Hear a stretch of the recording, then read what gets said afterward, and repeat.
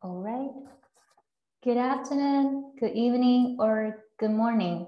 My name is Li-Ping Chen. I'm the Postdoctoral Scholar and Teaching Fellow in the East Asian Studies Center here at the University of Southern California. My research focuses on Taiwanese writers in transnational context, and I teach East Asian history and culture study at USC. Welcome everybody to our third event of the USC EASC New Book Series on Modern China. This monthly series introduces some of the latest publications in the Chinese studies about sonic networks, cultural memory, literary production, such as the one we have today, and also diaspora history in April. You can find more information and register for the talks on our event page. I wanted to thank the EASC Director, Sonia Li, and the Associate Director, Grace Wu, for their great support for this series, and also the wonderful EASC staff, Jasmine and Alex, for their help.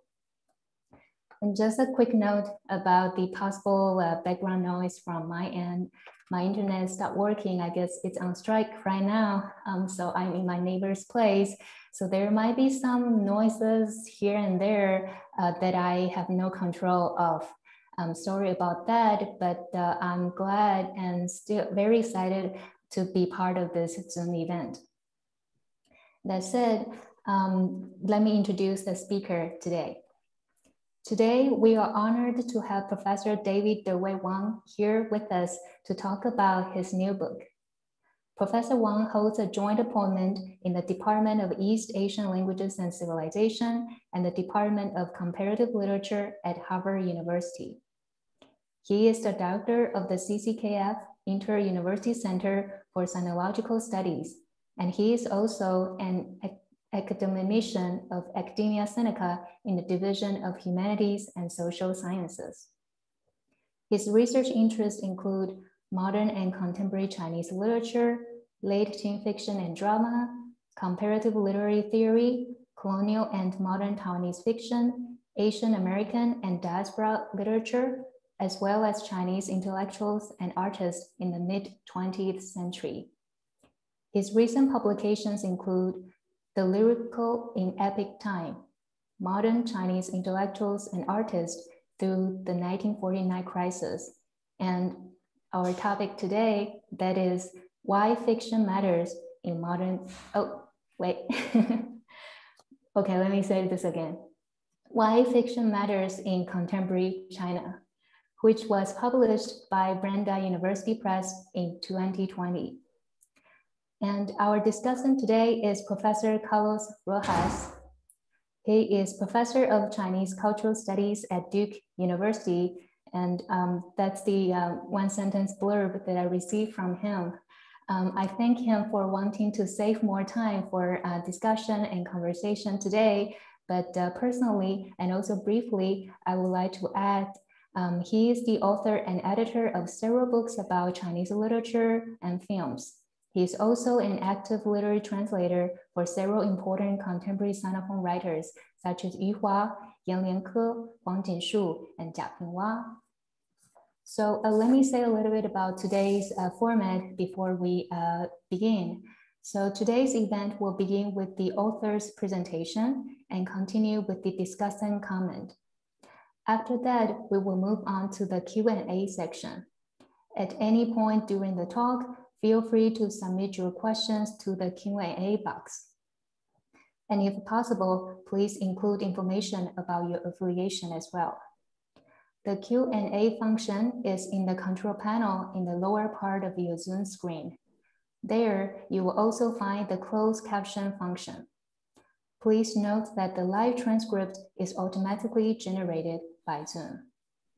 All right, that's all I need to say. And without further ado, Professor Wang. Thank you very much. Hello, everybody online.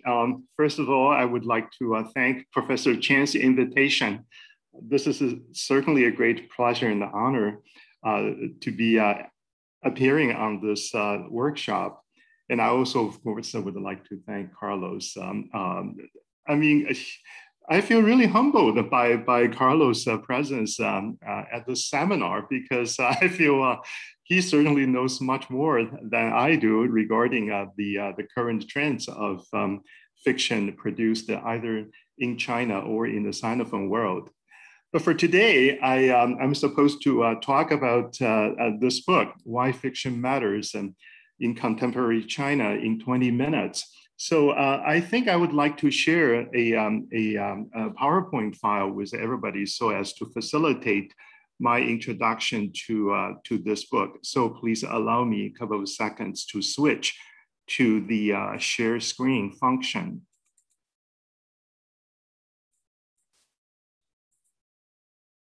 Okay, this fiction as this book, Why Fiction Matters in Contemporary China, as Professor Chen indicated, was published late last year.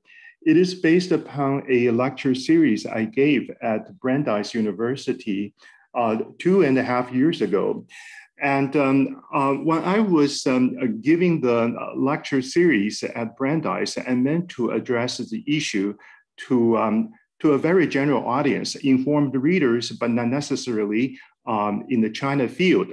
So I tried to be as straightforward as possible in my discussion of the content of this lecture series, and now in the format of a book. When I turned this lecture series into a book, I tried to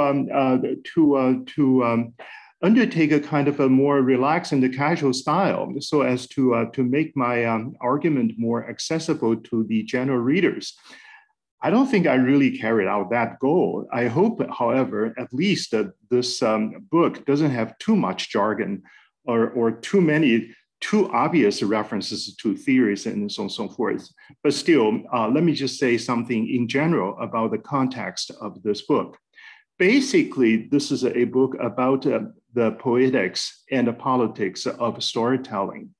And this is also a book of storytelling. So I actually was coping with the challenge that I have to relate the plot, the general narratives of the fictional subjects in discussion.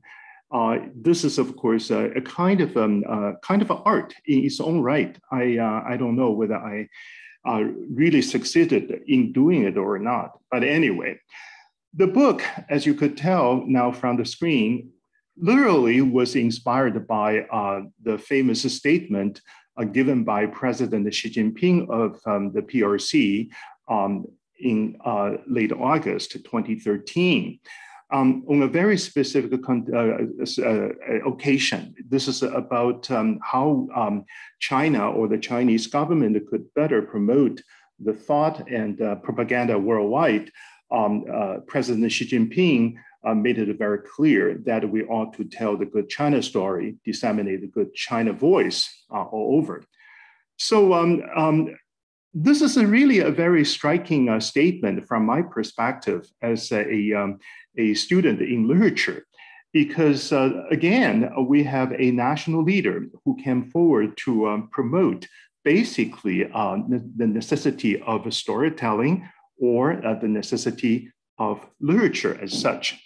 Indeed, President Xi Jinping even published a book titled Xi Jinping 讲故事, President Xi Jinping's storytelling in the year 2017, which easily made the bestseller list in China that year.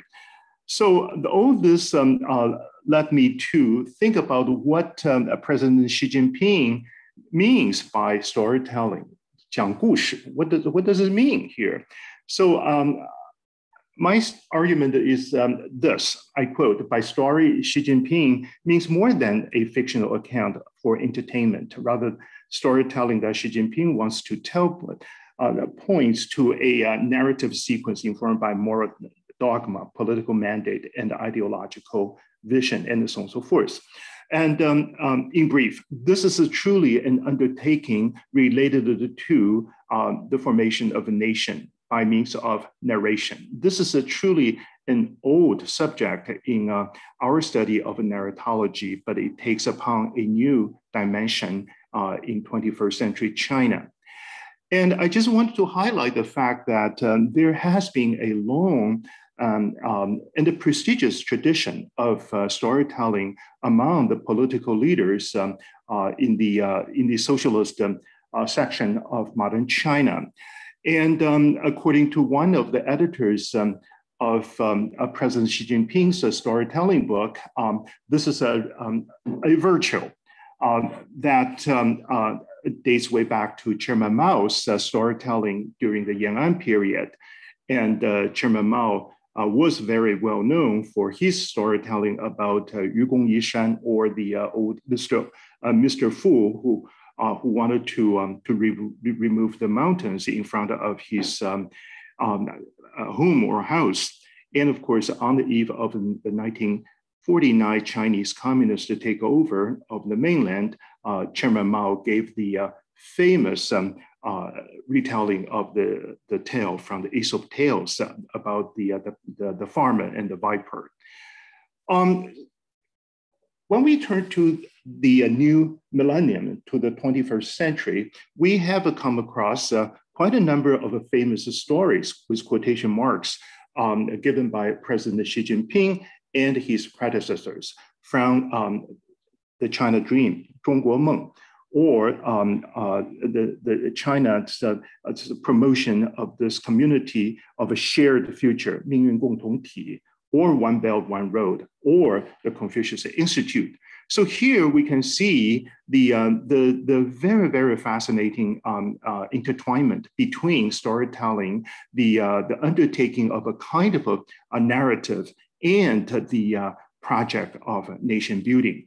So in that sense, I really feel that we don't want to take this whole campaign for telling the good China story merely as a kind of the latest sort of exercise of propaganda. Rather, I wanted to see it as a part of the genealogy of the whole narrative turn of modern China from the moment of Liang Qichao's and his followers at the very beginning of the modern century, the 20th century, to the present. At this moment, of course, we are thinking of President Xi Jinping's way of telling the good China story in the context that is concerning each and every of us, the pandemic period. On February the 3rd, 2020, President Xi Jinping argues that we ought to tell the good China story of fighting the pandemic, right? And it was very, very intriguing because in the meantime, we're witnessing how a good story could be told in such a way as to become a truly excellent story on behalf of the nation. And yet at the same time, a good story could at any moment be turned into a bad story. Think about this quote unquote, the story, the rumor actually told by Dr. Li Wenliang in late December of 2019. And well, that was a bad example of storytelling for a while. But after his passing, Dr. Li was finally sort of enshrined as a kind of a national martyr who died for the sake of the nation in April last year. So this is a very miraculous transformation of a bad story turned into a good story. Similarly, we found in the case of the woman author Fang Fang's journal, Wuhan Diary, definitely her story is a case of telling the good China story. For a while, everybody welcomed her and adore her for her candid report of the situation in Wuhan. But in the late spring of 2020, a good story was turned into a bad story. And Fang Fang was suddenly finding herself as a target of attacks among citizens in China and all over the world. So we can talk about this later in our discussion section, but primarily I just want to make it clear that my understanding of the storytelling is beyond the traditional definition of the genre of narrative fiction. This tradition could be traced way back to the late Ming period when Feng Menglong made the famous remarks of where history falls apart, fiction arises.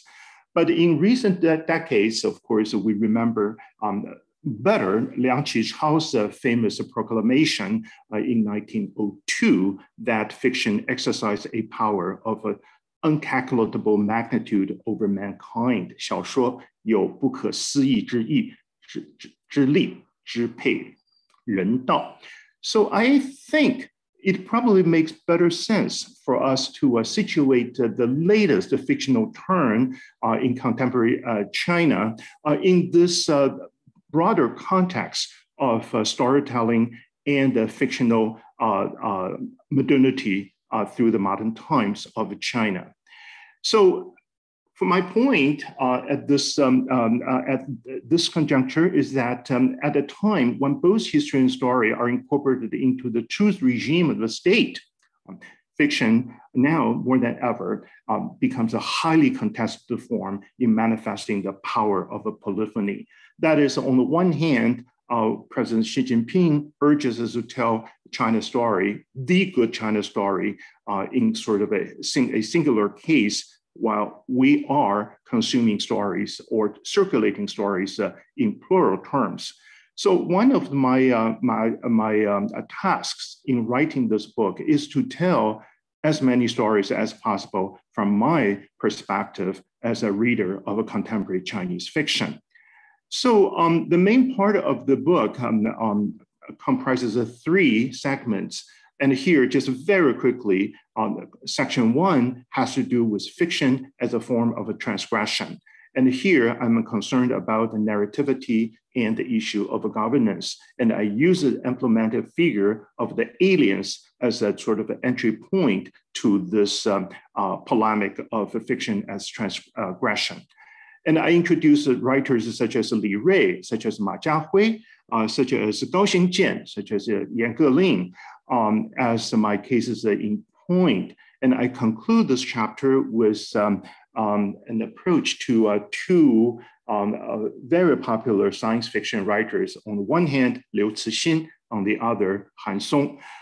For my audience, if you haven't read 三体 by Liu Cixin or 医院 by Han Song, I surely encourage you to do so because I had a great fun reading these 2 novels, or actually novelistic cycles. Those are really big novels. And the second part of my engagement is fiction as transmigration. Here, I'm concerned about the issue of narrativity in relation to eco, bio, and the necroethics. And I try to deal with the issue in terms of hauntology or haunting versus ontology in the post-socialist era. And I discuss cases such as 莫言, particularly 生死疲劳, and some writers from the minority cultures, such as Shi Shuqing, the Hui Muslim writer. I think he's the greatest, one of the greatest short storytellers of our time, Qing Shui Li de Daozi. And the Tibetan writer in the Han Chinese language, Fang Shengyang by Ciren Luo Bu. Now, there are so many other cases to be covered. Definitely, I would like to introduce more. And I conclude this chapter with my engagement with the issue of utopia and Upronia. And I have in mind the cases such as Chen Guanzhong, a Hong Kong writer. Right now, he is based in Hong Kong for quite a while. He was residing in Beijing, 建丰2年, and probably he's better known for his 2009 book, The Fat Years, or 盛世, and so on and so forth. The third part of my engagement pertains to fiction as a form of trans-illumination. And here, the focus of my discussion is narrativity and immanence. And I know the term may be a little bit intriguing, trans-illumination, and surely I I have my little wish to use this particular terminology as a way to have dialogue with the terminology made famous by the Western discourse in terms of illumination, of course, and Walter Benjamin's famous invocation of the idea.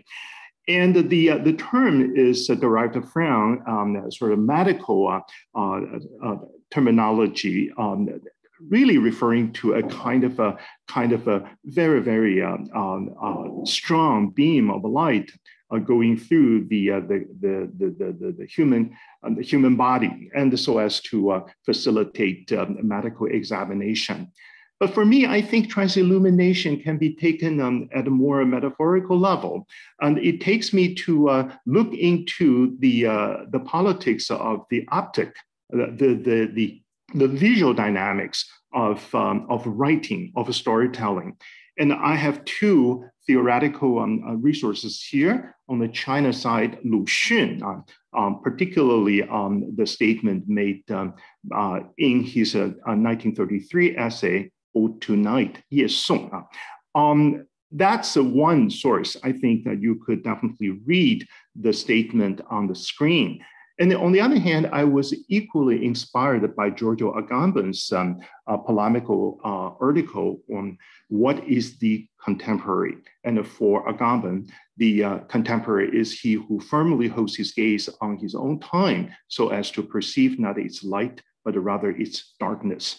The beam of darkness is something I would like to focus upon.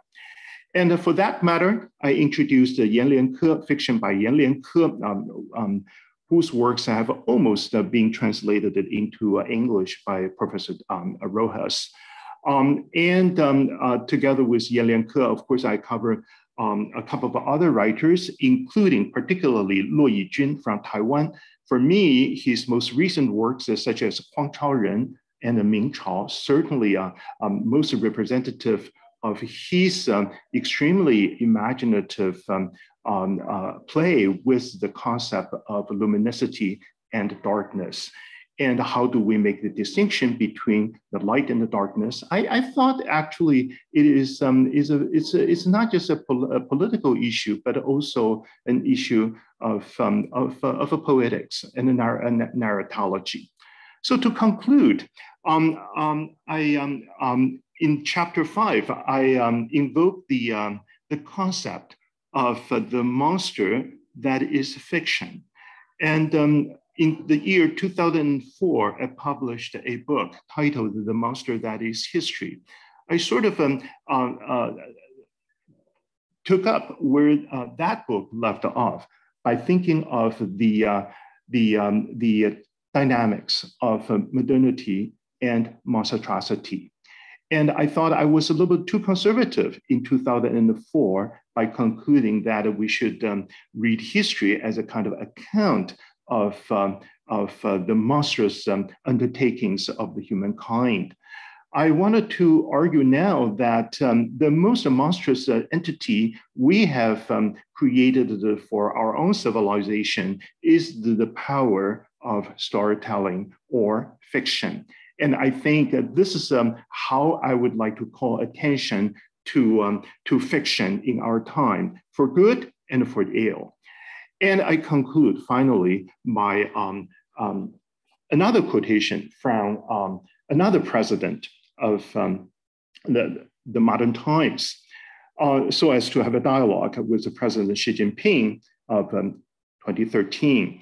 Here I refer to President Havel, the president of the Czech Republic. And of course, we know Havel was responsible for the revolution in 1989, turning the Czech Republic into a more modern form of a state of democracy. And here, I think what strikes me the most is Havel's references to story and the totalitarianism. And he indicates, I quote, "What bothers me is something else, that this remarkable absence of newsworthy stories is not an expression of a social harmony, but the outward consequence of a dangerous and profound process, the destruction of the story altogether." here, of course, he was referring to the situation of the Republic during the socialist stage. By making such a reference, I didn't mean just merely to critique the status quo of China as such. Instead, I want to argue that I would rather believe that China, for all the circumstances, is still a country with many stories to tell. And it is our responsibility to tell those stories. And I wanted to believe that China is not a totalitarian state. And therefore, I wanted to really raise the attention to the fact that there are voices to be heard within and without China. And so in that sense, I think fiction matters in our understanding of contemporary China, almost at every level of the social fabric. And also, I wanted to argue that it's also partially our responsibility to circulate those good stories with quotation marks, good stories by our definition, so as to make China a much more dynamic and a polyphonic nation. Thank you. Now I'm going to switch back to the general mode. Thank you. Right, awesome. Thank you, Professor Wang, for this kind of wonderful interview, taking us through different chapters of the book, and especially in terms of the politics, ethics, poetics, and also different projects of storytelling in contemporary China. So now I will pass the time to our discussant today, Professor Rojas. Great, thank you, Professor Chen, for organizing this event and for inviting me to respond to this book, which I read in manuscript form, I guess last year, and reread again in preparation for this. So I'm delighted to share some initial thoughts or responses to it, and then to engaging a brief dialogue before opening up the floor to general discussion. So Professor David Wong opens Why Fiction Matters in Contemporary China as by referencing, as he just mentioned, Chinese President Xi Jinping's exhortation that the Chinese people tell the good story of China. 讲好中国故事. As Wong notes, this phrase was initially proposed in a 2012 speech, and it subsequently became the basis for a nationwide campaign. More recently, Xi Jinping used a version of the same phrase in 2020 to encourage the Chinese people to tell the good story, the good China story of fighting the pandemic. As Wong notes, the original Chinese version of Xi Jinping's phrase could be translated not only as telling the good China story, but also as telling the China story well. The difference between these two translations lies in how we understand the syntactic function of the character hao. In the Chinese phrase, hao can be read as either an adverb modifying the verb jiang, to tell, yielding the rendering telling the China story well, or it can instead be read as an adjective modifying the noun phrase 中国故事, the China story, yielding Wang's preferred English rendering telling the good China story. The difference between these two versions is subtle but significant, since in principle, the first rendering allows for the possibility that a story of something bad, or at least something that is not entirely good, could be told well, while the second emphasizes that the story itself, and implicitly its content, is inherently good.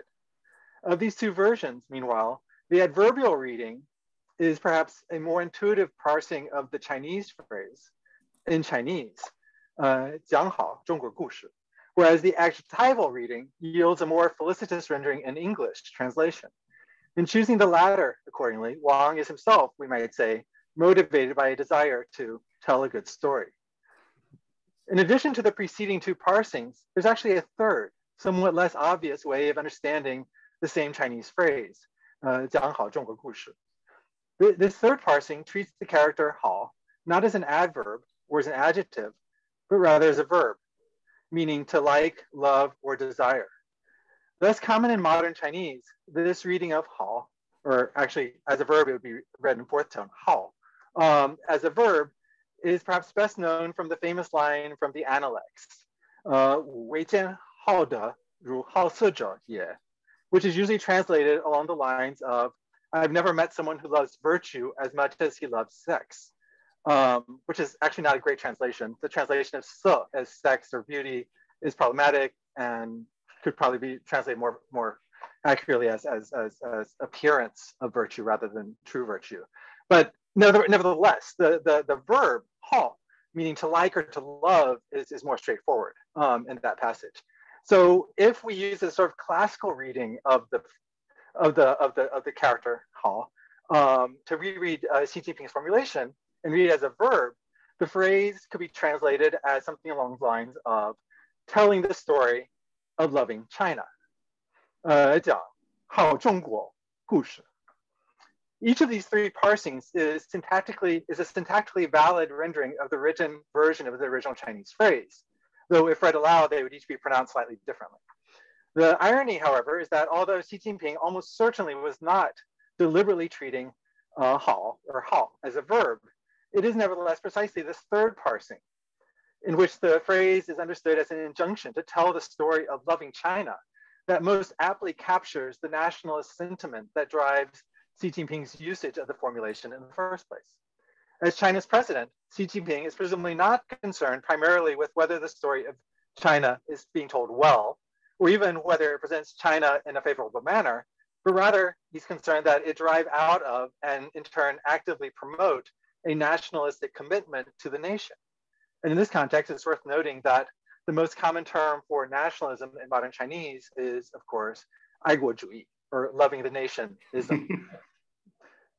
It's precisely in the tangle of issues underlying the question of what it means to love China that one finds the most interesting pivot between Xi Jinping's original formulation and the way that Wang redeploys the phrase in Why Fiction Matters. For Xi Jinping, the act of loving China is presumably straightforward and self-evident. But in Wang's study, the question of what it means to love China, and by extension, to tell the good China story, is more complicated. Although Wang discusses some contemporary authors who are embraced by China's political orthodoxy, such as Nobel laureate Mo Yan, whom we just mentioned, he also gives considerable attention to others who are currently perceived as having a more heterodox vision of China, and by extension of what it means to love China, including figures such as, and these are all figures that he mentioned briefly in his comments just now, Yan Lianke, who currently splits his time between Beijing and Hong Kong, and has written on a variety of sensitive topics, including China's Great Famine, its rural HIV/AIDS epidemic, and the Cultural Revolution.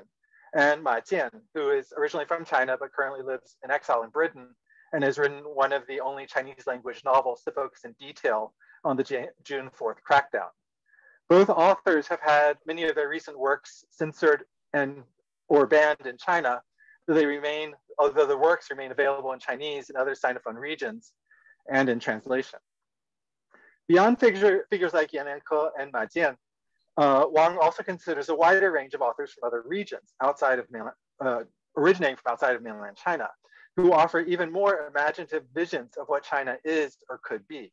Examples include the Beijing, or actually, I correct myself, previously Beijing-based, now Hong Kong-based Hong Kong author Chen Guangzhong, whose 2015 novel, The Second Year of the Jianfeng Reign, A Uchronia of New China, which Professor Wang just mentioned, is premised on a counter-historical scenario in which the nationalists, not the communists, were victorious in China's mid-century civil war, as well as the Taiwan-based Sino-Malaysian author Wang Jingshu, whose 2013 short story collection, Memorandum of the People's Republic of the South Seas, is similarly premised on a counter-historical scenario in which the mid-century communist revolution in Malaya, which actually failed, but in his counter-historical scenario, it succeeded, and Chinese communist revolutionaries proceeded to establish a new People's Republic of the South Seas in what is now the Malaysian Peninsula.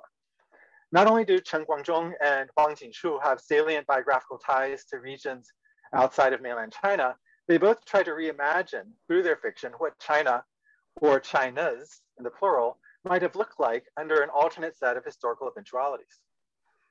What we find in works by figures like Yan Lianke, Mai Jian, Chen Guangzhong, Wang Jingshu, and many others, and many of the other modern contemporary authors that Wang discusses in Why Fiction Matters, accordingly, there's a diverse array of perspectives about not only what it might mean to tell a good China story, but also what China itself is and what it could be.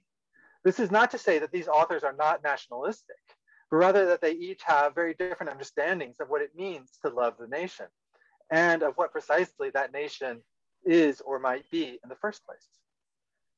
Underlying the gap between Xi Jinping's telling the good China story phrase and Wang's redeployment of that phrase in his book, accordingly, there's a set of questions about how we understand not only the character hao or hao, meaning good, well, to like, or to love, but also the binomial that follows it, 中国. Although commonly treated in modern Chinese as a singular proper noun, referring to the PRC, and technically 中国 is short for 中华人民共和国, so it doesn't even technically appear in the full title of the nation. In its earliest usages, the binomial actually functioned as a plural common noun, referring to the central kingdoms or the central states located in China's Central Plains region, Zhongyuan. The historical transformation of 中国 from a plural common noun to a singular proper noun is an interesting question in its own right. And on this point, we may compare the fact that the United States, for much of the first century of the nation's existence, was typically used as a plural noun, as in the United States are, yada, yada, yada. And it was only after the Civil War, which is to say nearly a century into the nation's history, that it became conventional to use the term the United States in the singular. The United States is. So this transformation from seeing it as a collection of states to a single nation state was also a historical and semantic process. Okay. Moreover, although it's now conventional to treat 中国 as a singular noun, the term and the nation to which it refers remains haunted by the vestiges of its pluralized origins. We see this not only in the strong regional identities that continue to operate in contemporary China. For many Chinese, their provincial or regional identity is as important, or perhaps even more important than the national identity, but also in the nation's current semi-Balkanized status. In addition to its formal provinces, China also has 5 provincial level ethnic minority autonomous regions, as well as numerous autonomous prefectures and counties, not to mention Hong Kong, which since the 1997 handover has been classified as a semi-autonomous special administrative region under the quote-unquote one country, two systems principle, and Taiwan, which is functionally autonomous, but is theoretically claimed by the PRC as part of its separate one China principle. Okay, so China's complicated. In Why Fiction Matters, accordingly, Wang offers 2 twists on Xi Jinping's 讲好中国故事 formula. First, Xi refers to China in the singular. Wang instead is interested in China as a plurality, offering detailed analyses of contemporary Chinese authors, of modern and contemporary Chinese authors from mainland China, Hong Kong, Taiwan, Sinophone, Southeast Asia, and beyond, even as the stories of China told by these authors cover an even broader spectrum. Second, whereas Xi is interested in quote unquote good stories about China, Wang instead emphasizes that for many authors, the process of telling the quote unquote good China story often yields probing explorations of deviance, perversity, monstrosity, death, and the demonic. As Wang explains, paraphrasing author Yan Lianke, it's sometimes only by, quote, shining his light into the darkness that, end quote, that an author can thereby help others to see the light.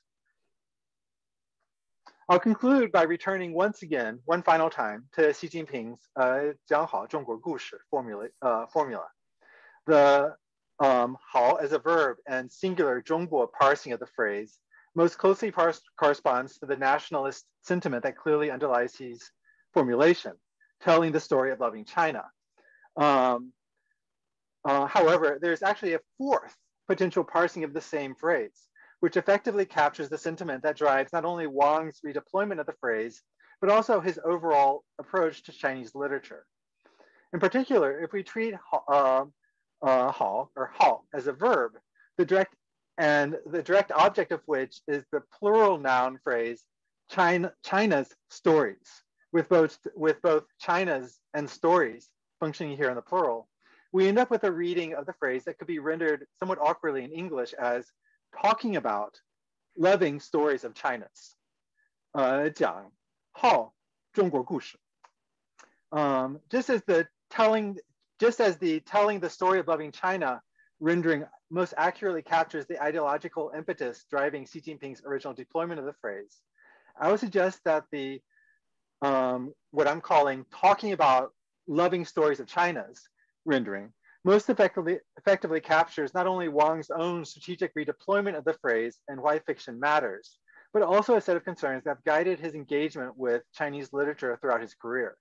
In other words, just as Why Fiction Matters chronicles the inexhaustible energy and innovation with which contemporary authors have approached the task of telling the good China story, the book is also a testament of Wang's own long time and similarly irrepressible dedication to telling the good story about the relationship between modern China and the various social orders that inspire and are shaped by it.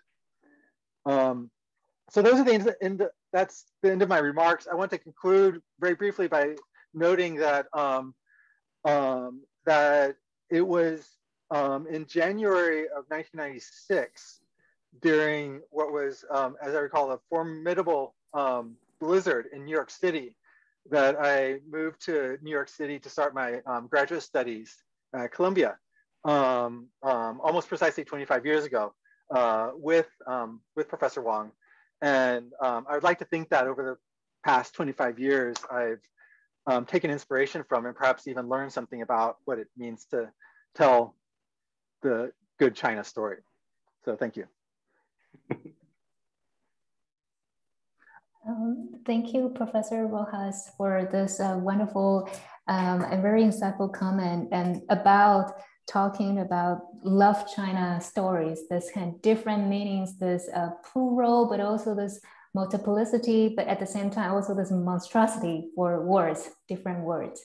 And I was wondering whether Professor Wang would like to respond or Professor Rojas have other questions to add. Not really a response. I just want to thank Carlos for such a wonderful interpretation of my small book. I particularly appreciate the way you introduced the semantic ramifications of the Chinese character Hao. Indeed, I think you are absolutely right to point out the character Hao actually in terms of a verb or Hao, and I think that's something I missed in my first round of writing and understanding the syntactic structure of the statement. And now it definitely makes very much sense to me. And on that note, of course, here implied in 讲好中国故事 is not just merely a purely propagandist, a political campaign, but also it is meant to effect this, should we use a word, effective, right, attachment to the entity we call the nation, 爱国故事, right? It's how and I and so on and so forth. So a lot of things can be talked about in terms of this overall language game with these traditional Chinese, either Chinese characters, words, or concepts. But here, I really have nothing more specific in response to Carlos' comment. I just want to add two things in terms of my understanding of the overall campaign for the fictional turn of China.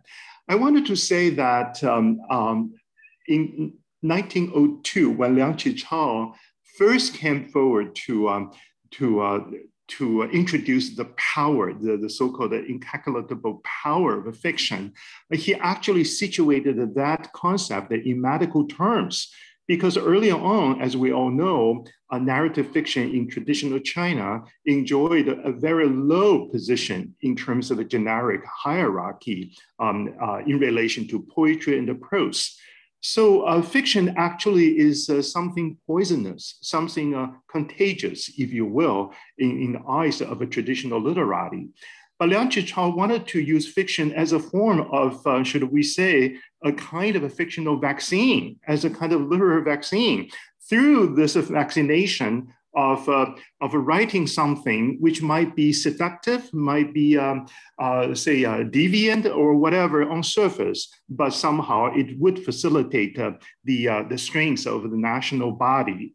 I think 120 years after, we are actually turning back to the same politics of a contagion, talking about fiction as the literary object we both love and fear. But it takes a national leader to tell us that we wanted to only highlight the good part of this literary vaccine. And we should really enjoy this fiction only for the sake of strengthening our national body or more national soul. So that's really a kind of intriguing, kind of sort of a genealogy I was thinking of as I was finishing the book. And I would also say that I welcome Carlos' comment on the changing concept of the phrase China, right? And this is, in a sense, a very sensitive concept, a national concept for us to talk about overseas. And I wanted to say that, yes, on top of what I have already laid out in my argument, that China could be understood as a historical continuum, as a kind of a civilization, right? A crystallized form of a civilization, as a kind of imagined community. And now, on the note of Carlos' remarks, I want to say that China could also be the object of a fear or desire. It's really a kind of a mechanism of affections, right? So that's probably something we in the field of literature could better articulate when we come to the whole polemics of how to love China and so on and so forth. And so that probably is all I want to say at this moment. I would like to hear more actually from the audience, from the questions raised by those who are attending this workshop. Thank you. Awesome. Professor Rojas, do you have things to add before we move on? Yeah, sure. I mean, just to respond briefly, and maybe I can ask one or two questions first before we open up. Your comments about the Liang Qichao and the sort of the use of fiction as a kind of vaccine are, I think, very apropos, very, very timely. We are, I think, globally kind of fixated on the availability of a vaccine to, or multiple vaccines to counteract the COVID pandemic. It's also worth noting, I think, that in the article that you mentioned, in the same paragraph where Liang Qichao details the harmful effects of fiction, he also details the positive effects of fiction. And what's interesting is that he actually uses the same term both in a negative sense and in a positive sense. Du is used both as a kind of a metaphorical poison to detail one of, a negative effect of fiction as harm, but then also it's in the very same paragraph, it's used as in its inverse sense, and sort of in the same way as the Greek pharmakon to detail its positive regenerative potential, and use of the term that is no longer commonly used now, but dates back to the Dao De Jing. And so, the phrase "du gong du," fighting poison with poison, which is really what a vaccine is, we find already sort of clearly enunciated in that article that Professor Wong was discussing. I have a question for you. So last week, a colleague who works on China, but not Chinese literature per se, shared with me an essay that he'd written in which he discusses this book in comparison with some other works. And he asked me to take a look at it before he sent it out for publication, and I agreed to. And the one line that I wrote back to, that I caught my attention was this one. and I assume that he won't mind if I read it. David Der-wei Wang, that's you, a Harvard professor originally from Taiwan, that's correct, is among the world's leading authorities on the literature of the late Qing and early Republican periods. Despite its title, his new book, Why Fiction Matters in Contemporary China, moves between that and our own era. And what struck me about this is the description of you being a leading authority on the late Qing and early Republican periods. When, to my understanding, you're also a leading authority on contemporary fiction. But then I got to thinking about it, and I realized that all of your English language monographs focus primarily on the late Qing and Republican periods. I mean, some of them have a coda on the contemporary period, but they're primarily on the late Qing and first half of the 20th century. And that it's really your Chinese language writings that that engage sort of exhaustively with contemporary works, often as soon as they come out. And so my question for you was, if you could talk a little bit about, so you publish extensively in both English and Chinese, and obviously are constantly making choices about what language to publish in, what form you're writing for, and you, to my knowledge, rarely, if ever, translate your own works yourself. So I was wondering if you could say a little bit more about why you give comparatively less attention in English language work to contemporary fiction, which is a very, popular topic. I mean, there's a lot of interest in the English language readership and what is coming out at the present moment. And I was wondering why, if you could talk a little bit about how you negotiate sort of writing and publishing in two different languages. Okay, thank you very much. Yes, I've written a book on late Qing fiction, right? That was 1997, I believe. And earlier than that, I wrote a book on Mao Dun, Lao She, Shen Congwen.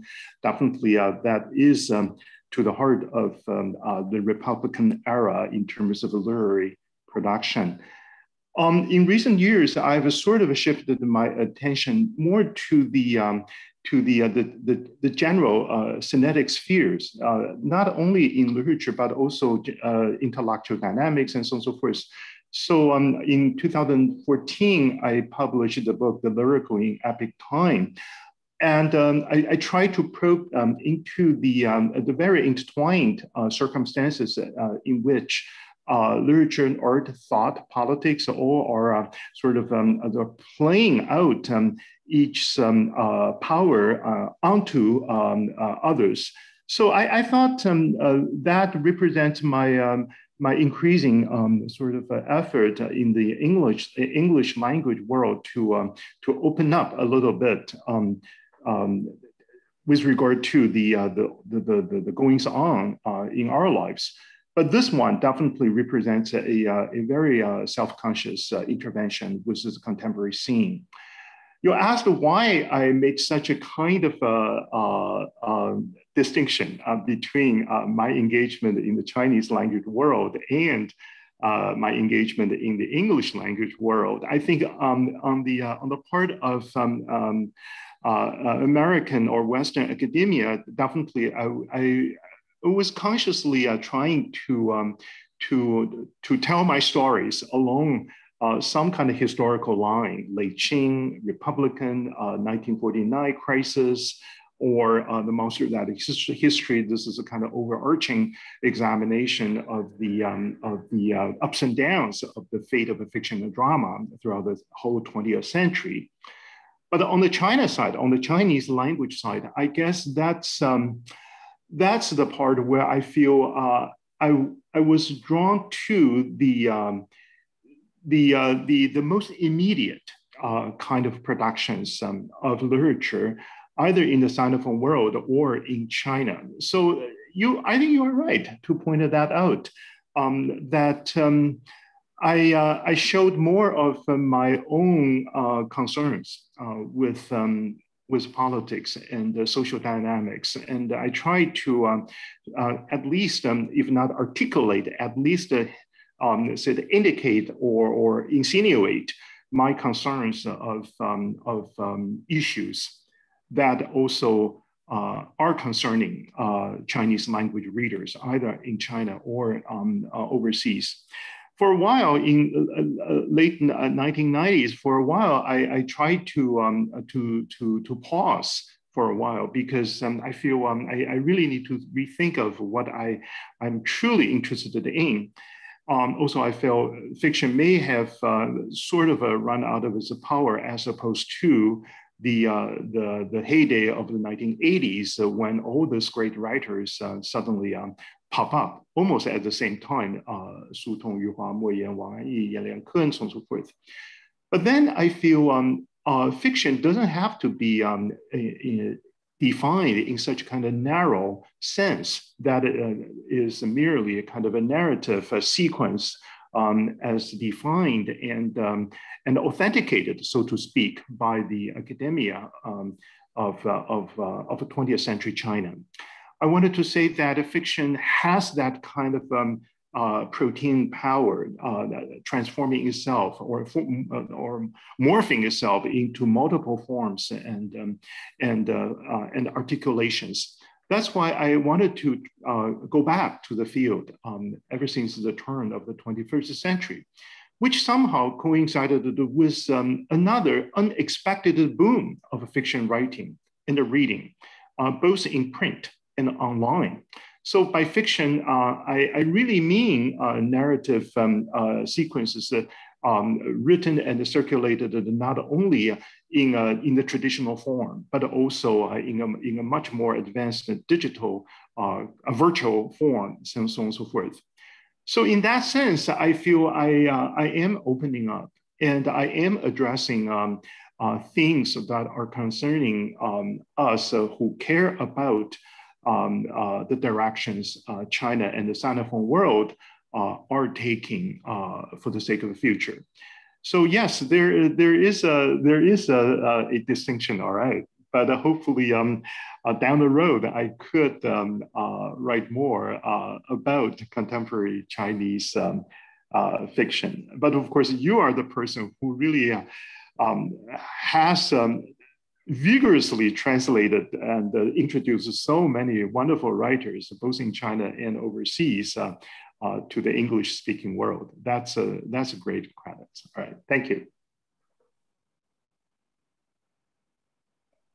All right, so thank you, Professor Wang, and also Professor Rojas for this amazing conversation. So I guess now it's a time that we will be moving on to the Q&A session. So I would collect questions and read out those questions for Professor Wang to answer. And Professor Rojas, feel free to jump in and share your thoughts with us. All right, so the first question is actually also, I guess partly my question too when I'm reading this book. So this question is about who is a listener of these stories. So this question is, let's see, okay. This question is from Howard John and Howard John from UC Davis. So let me read the questions. I'm wondering if we can pay some attention to the receiving end of these quote unquote good China stories. In spite of your focus on nation and narration, I'm curious if it matters who the listener is. This is obviously very relevant to Mao's storytelling in the Yan'an period. Is there a corollary of 听好中国故事, like listening, 听好中国故事, a listening good China story, who is doing to the listening? Or if you think the question is irrelevant to the injunction to tell good China stories? This is a wonderful question. And actually I was asking myself about this whole body of listeners or audience or readers, right? Not only in the contemporary Chinese context, but also in the context of early modern China. Let me just start my answer by talking about Liang Qichao's dilemma in 1915, or actually 1910s, let's put it this way. When looking back, he couldn't help but deploring the failure of his campaign of promoting the so-called good China story in his own version, right? And of course, primarily, Liang Qichao had to cope with the the reality that the majority of the Chinese, the target, the Chinese audience were illiterate. So who would ever read the so-called new fiction concocted and promoted by Liang Qichao and his peers? In the meantime, of course, Liang Qichao was vexed by the fact that many of his colleagues couldn't really carry on the campaign of telling the good China story because they were continuously distracted by not so good subject matters, but subject matters that makes a wonderful storytelling for the audience beyond the implied ideal group. So a lot of issues here in terms of literacy of all sorts, not just literary literacy, but also political and affective literacy. That's why I thought the question made really good sense about Mao Zedong's Yan'an talk in 1942. I think Mao really raised a sharp question about the reception of the so-called good China story. And the same kind of question has to be raised again, even in our time. I think Xi Jinping had that in mind when he was talking about tell the good China stories and disseminate a good Chinese voice. I think the second part of his decree makes sense because good voice, I think that's the other side of telling. The sounding, the acoustic, and the deliverance of the good China story or narratives in general. I think the general dilemma is still there. So I don't really want to praise the power of a fiction to the sky high at the expense of the fact that probably most of us don't read that much fiction or don't listen to so many good stories. We have our own strategy in response to the good stories as imposed by the propaganda machine. In the meantime, we are developing our own versions of the stories that probably not so good, but good for listening, right? Good for circulating, and so on and so forth. So that's where I wanted to really to muddy the water, to really make the whole situation as complex as possible. I didn't go that far in my book because I stopped short at only treating the narrative format or a narrative form in print of a fiction. But still, the intention is that nowadays, more of us are reading good or not so good China stories online through internet. And indeed, the all other audio visual apparatus has to be included in our exploration of quote unquote fiction for good and for ill. So back to the metaphor I invoked just now in terms of the politics of community and immunity, or the politics of a contagion and the remedy. I think fiction is really playing that unpredictable role. Well, in the year of the 1910s and in our time.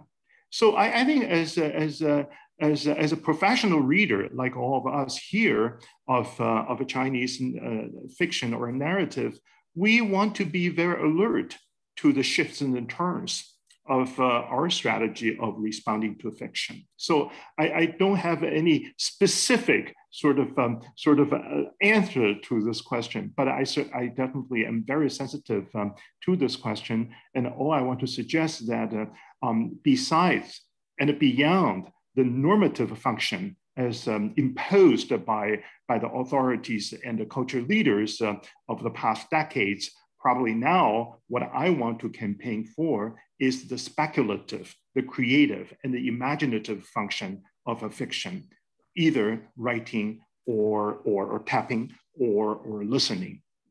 Thank you. Thank you, Professor Wang. And yeah, in a way that telling and listening and how we respond as reader, but also as researcher and scholars and everybody here thinking about this different project for storytelling. So I guess next questions is about this history of storytelling. or this legacy of storytelling from a communist and socialist trajectory to post-socialist China. So let me read the questions. So the question is from Wang Lang, a student at Purdue. Do you think the use of narratives to communicate political mandates and ideological vision aligns with revolutionary literature in Chinese history? My immediate answer probably is yes. And I actually wrote about this extensively in the first chapter of this book. And I think the capacity to tell stories, to share stories, and of course, particularly in response to the first question, to engage the audience, either the actual audience or the implied audience, is always at the core of the cultural politics of the whole socialist revolutionary campaign from late 1930s to date. In that sense, I would say it's a functioning and maybe to a certain extent, is very, very successful. And the stories have to be told and retold. Stories have to be told in such a way as to invoke kind of a sort of community, the kind of exegetic bounding, as Tony Sash described in the Chinese society. I think this is an amazing fact and an amazing subject actually for us to look into more seriously. So definitely. But the other side of the question takes us to think about, I would now say, the dangerous power of storytelling. Storytelling, it always implies the dissemination of the power of the false. This is, of course, a statement to be understood either in general sense, which is a fabrication, but on the other hand, theoretically, the power of false, as Deleuze highlighted, is also a basic, quintessential force of imagination, for good and for ill. So here, storytelling really also points to the more treacherous dimension of human communication at large, and particularly the form of a communication and the dissemination of information in the socialist matrix. So that's probably the critical side of my answer to this question. Thank you, Professor Wang. So next question is focus on this binary, or I should say this intertwined connection between fictionality and realities. And especially when we thinking about fiction and nonfiction. So this question is from Kevin Gao, and then let me read the question. All right, I wonder if Professor Wang and Professor Rojas could comment on the word fiction in the book title. Fang Fang's Wuhan Diary is a nonfiction text that strives to bear witness to history, but it also has been attacked as being fabricated, meaning some sort of fiction, that demonizes the Chinese way of tackling the pandemic. Can both professors comment on how fiction would be turned into nonfiction and vice versa? And where should we draw the line to separate them?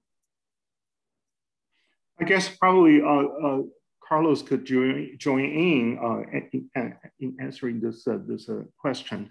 Okay, my answer to this question, I think can be undertaken in two ways. The long answer will be that if you look at the history of Chinese fiction in terms of 小说, right? And you can trace the origins of this whole undertaking way back to the ancient times, to 庄子 or to 史记, or to all sorts of sort of 巷议街谈, the rumor mill, the street talks, the hearsay. And so in general, fiction in the incipient form of its own genealogy, takes us to the multifarious forms of expression articulation. But this kind of a definition has never made it such a clear distinction between fiction as a kind of a fabrication and fiction as a kind of sort of realistic account of a cultural mythologies, beliefs, and the values of a certain time in a certain society.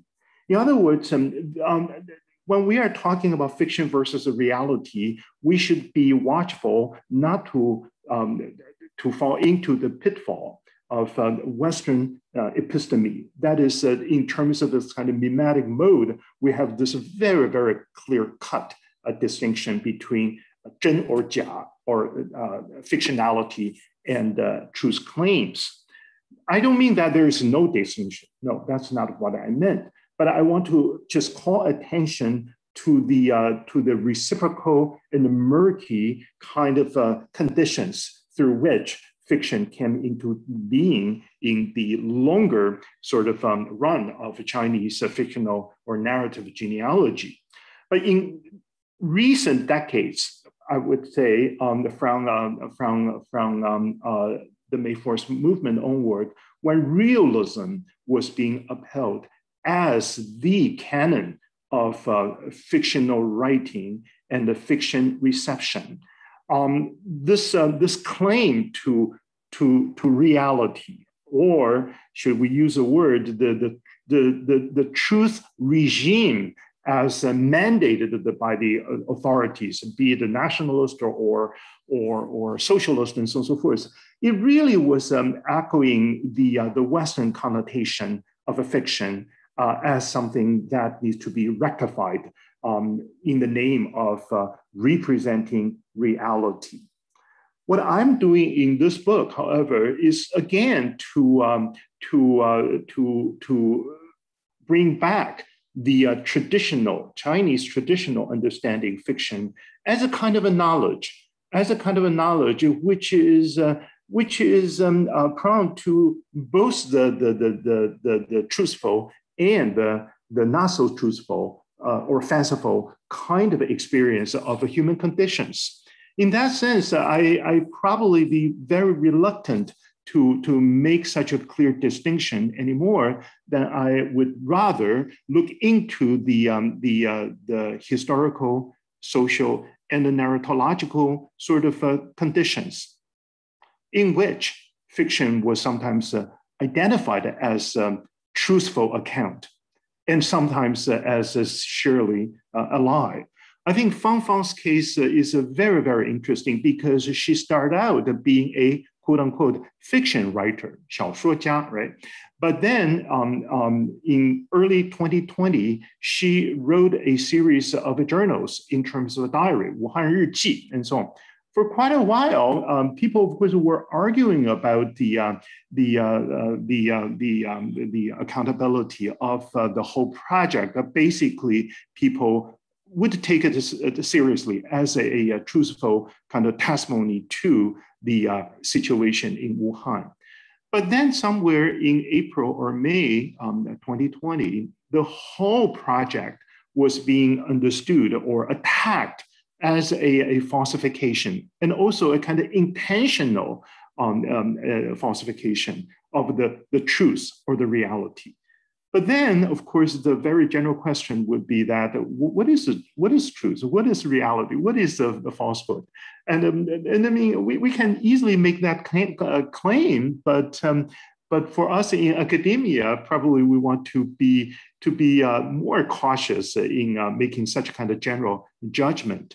So I think the question is meaningful. It also takes us to rethink the different kind of circumstances, the different kind of sort of cultural engagements with the so-called 小说 fiction as such, right?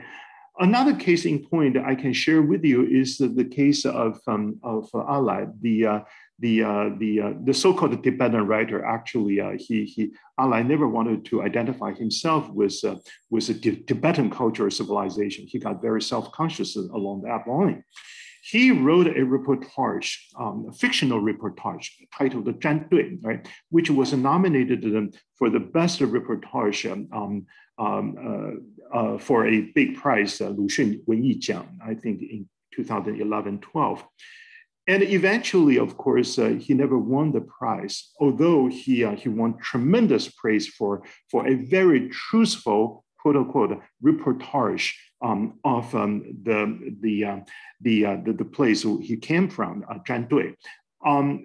But he used a fictional format, and that irked the jurors of the Lu Xun Prize Committee, because they just came forward to say, this is not a truthful account of a historical site in the historical past, to say nothing of the fact that Ali is always going about as a writer of fiction, right? So that really created yet another layer of the argument. Where do we draw the line when we talk about something written in the form of a language? And so we can just further this kind of sort of argument on and on, but I think I should stop here. And I just want to express my appreciation of this question, but I want to say that the overall issue of the so-called truth regime is only too true of the China as we understand it at this moment, perhaps also is true of other cultures, such as America, we are inhabiting at this moment too. Thank you. Just to jump in briefly in response, I think it's a really useful question. And to echo Professor Wong's remarks, I think that there's several intersecting terms that we can invoke here. Fiction, I think, carries a certain set of connotations, and particularly in a contemporary context.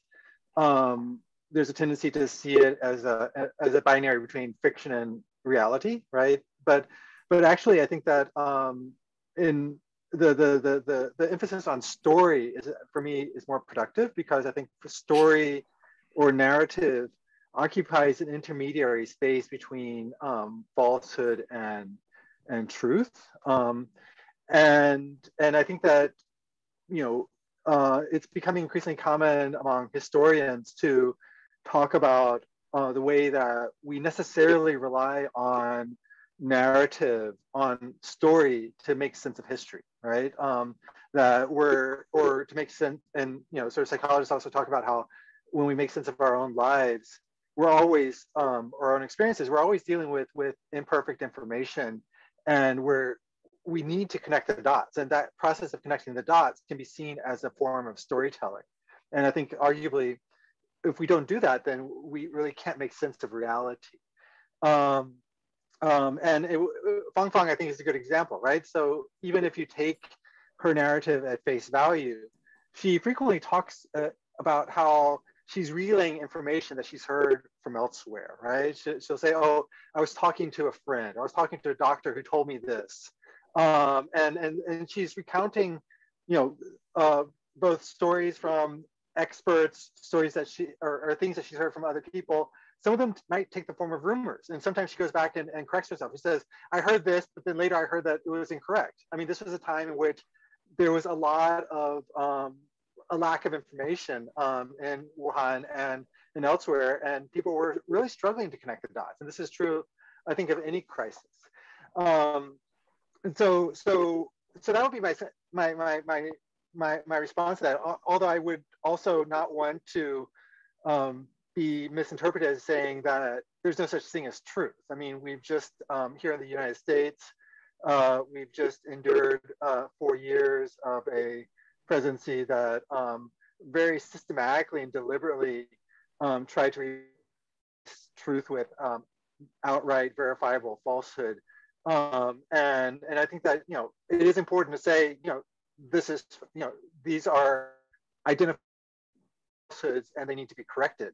But I think that, even acknowledging that, I think it's also important to emphasize the way in which humans rely heavily on story to make sense of reality, and that reality is in a very important way constructed through storytelling.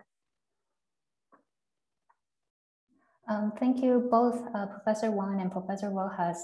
So now I guess we'll move on to another keyword for today, that is how, loving China, and then telling a good story, or telling a story that is loving China. So this question is from Xiaoyu and then Xiaoyu Xia, and then especially related to obsession with China. So let me read the question. My question is about 说好中国故事, which strangely enough reminds me of C.T. Sha's critique of obsession with China. I'm curious to what extent, in your view, contemporary Chinese fiction is obsessed with China, and to what extent contemporary Chinese is capable of telling well human story, quote unquote. Wow. Well, how do I answer this question? For one thing, my immediate response is that who is the best storyteller in contemporary China? Obviously, it is President Xi Jinping, right? He's the most powerful storyteller here. And then depends upon how we listen to that story, how we interpreted that story, right? So that's always, I would use the mild word, always an art, right? To decide how you understand a story. I think Chinese people have been trained over the years to interpret, to listen to the stories and interpret the stories in multiple ways. That's where I see the creative potential from various social strata in China. Back to C.T. Sha, I think obsession with China for C.T. Sha is a derogatory description of the literary sphere of modern China, particularly Republican era, because his history of modern Chinese fiction primarily focused upon fiction produced from 1919 to 1949 and up to 1958. And for C.T. Sha, obsession here refers to this kind of excessive fixation on the downside of China, all right?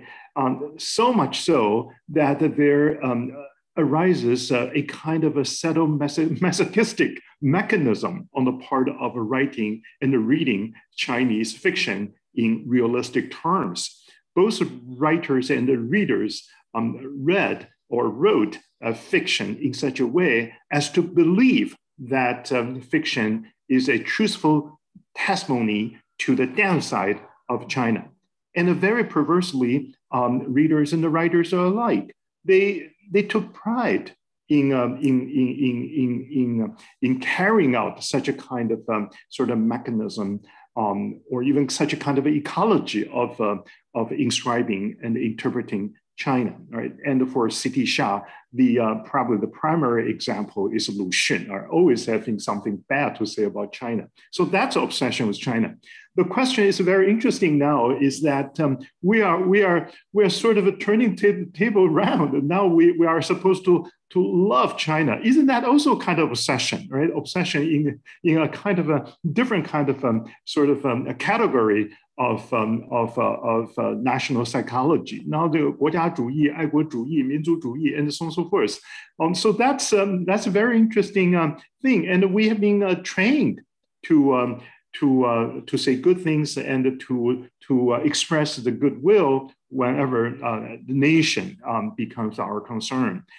And very, very intriguingly, across the Taiwan Straits, on the Taiwan side, of course, we understand the acrimonious relationship between the two entities, political entities. And on the Taiwan side, there is a community, there is a group of readers who love hating China. So that's another kind of a twist, right? You hate China so much, you want to talk about it anytime you wanted to, as much as you wanted to. that's more than just a hate. That's a love, right? So this love-hate relationship applies in multiple conditions. This is a domain of literature. This is where we as literature researchers and readers can really demonstrate our power of critical discernment. We want to always to say that you are saying what you really don't mean, or you are saying one thing, you are pointing to something else. So that's where storytelling really is taking off, right? And that's why storytelling for me, as Carlos has very nicely interpreted, as a function of making our society as it is. So we should take it very critically, and we just embrace the pros and cons of storytelling as such. And the love and hate, well, it's your call. All right, thank you. Awesome, thank you. So I'm especially interested in the way you frame it. Like, love has so many different dimensions, right? I love China, or love hating China, as the phrase you put it. So this kind of intertwined sentiment, it could go different trajectories, and it could also suddenly turn the table over and then go directly opposite direction. So I am looking at the time, and then I love to continue, but I hate to close this session. Let me see. So we still have some more very interesting questions, and some questions addressed to different Chinas that Professor Rojas and also Professor Wong addressed in terms of this kind of different ideas, or in terms of minority groups and ethnic minorities in China, and how to tell their story, or whether the current mandate to 讲好中国的故事, show or tell or not tell their stories. So for the sake of time, so there are still many great questions, and I wish we have many more hours, or the entire weekend. I can do this entire weekend to continue the conversation, and then to think about writers and the act of storytelling, and then the impact of that action. So, but we do have to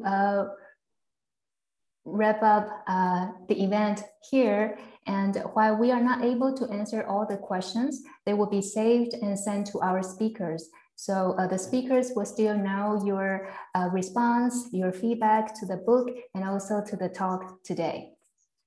With that note, this is awesome. And thank you very much, Professor Wang, for sharing your work with us. And then thank you also, Professor Rojas, for offering insightful comment. And thank you, our audience, for joining us today from different parts of the world and different time zones, and sharing your questions and thoughts with us in the Q&A box. Check our event page for the final book talk in this series in April, and also many other upcoming events in EASC. So that said, stay safe, take good care, and I hope to see you in our next event. Thank you. Thank you very much. Thank you, Carlos. Thank you, Li-Ping. Thank you. Goodbye. Thank you, everybody.